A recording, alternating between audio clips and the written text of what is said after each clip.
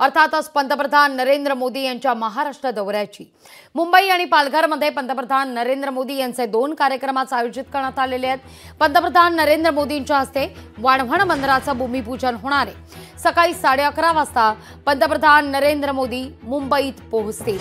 नरेंद्र मोदी मुंबईत दाखल झाल्यानंतर पालघरच्या दिशेने रवाना होतील। मुंबईतील विविध कार्यक्रमाला ते उपस्थित राहणार आहेत। गेल्या 25 वर्षांपासून वाढवण बंदराला विरोध आहे। डहाणू खाडी, बरोर तसंच वाढवण गावामध्ये तगडा पोलीस बंदोबस्त तैनात करण्यात आलेला आहे। जवळपास 4000 पोलीस कर्मचारी तैनात आहेत। केंद्र शासनाकडून विशेष 3 तुकड्यांचं देखील या ठिकाणी पाचारण करण्यात आलेलं आहे।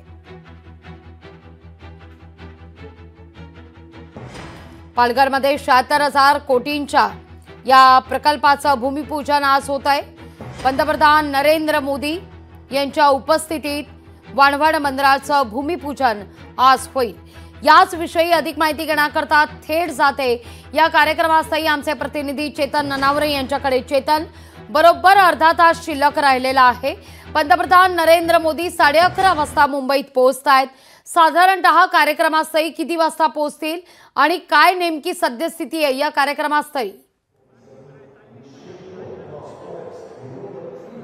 निश्चितच लागवी एकंदरीत 11 वाजल्यानंतर ज्यावेळी 11:30 वाजता पंतप्रधान नरेंद्र मोदी बीकेसी येथील फिनटेक कार्यक्रमाला उपस्थिती लावतील, तिथे ते मार्गदर्शनही करणार आहेत आणि त्यानंतर दुपारी 1:30 वाजता ते वाढवण या ठिकाणी पालघरला पोहोचणार आहे।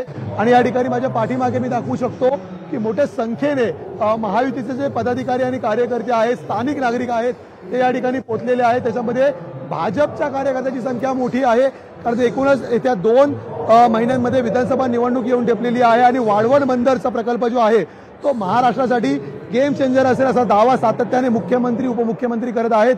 विशेषतः पंतप्रधान नरेंद्र मोदी यांच्या हस्ते भूमिपूजन झाल्यानंतर 76,000 कोटींची गुंतवणूक या ठिकाणी होणार आहे।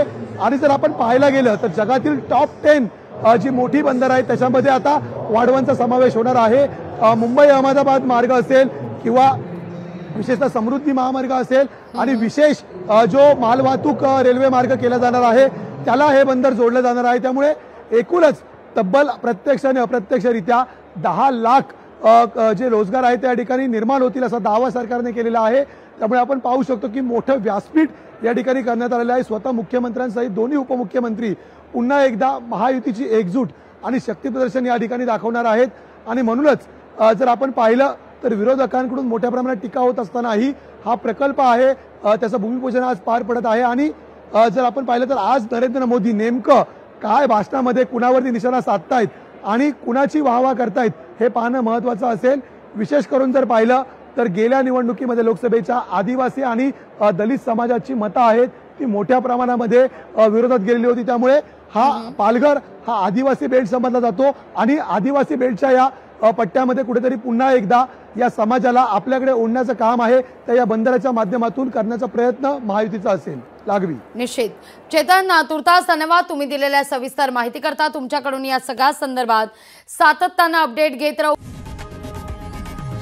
लोकशाही मराठी ऐका, पहा, जागरूक रहा।